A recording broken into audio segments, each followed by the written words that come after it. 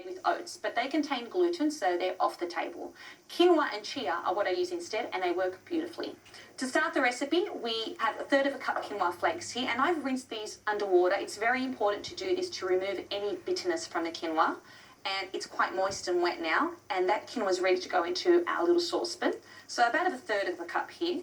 Now quinoa flakes are great because they cook in the fraction of the time of a quinoa seed, because it's just a pressed seed and it cooks really, really quickly, and when you're in a rush, it's a great option for breakfast. And to that, we're going to add some chia seeds, about 3 tablespoons here. White chia seeds are great because they're really high in fibre and protein, and they're full of antioxidants. So we've got 2 superfoods in the pan already.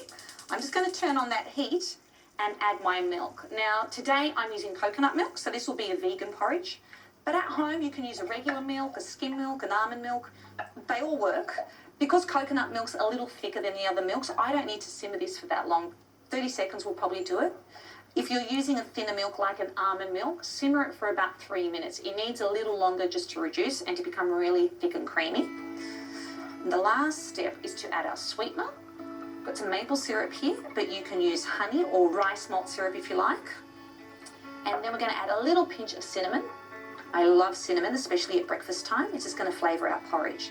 I'm just going to combine those ingredients together and just wait for it to simmer. And I think this will only need about 30 seconds and our breakfast will be ready.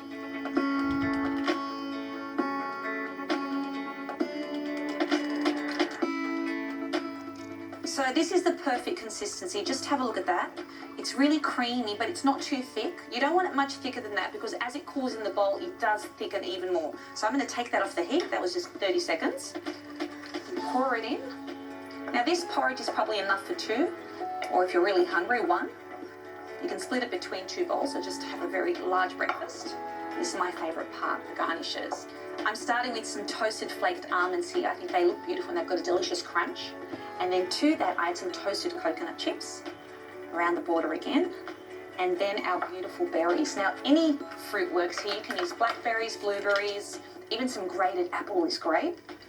Just scatter a few around there. And then to that, we're going to add a pinch of cinnamon. And then another little drizzle of maple syrup.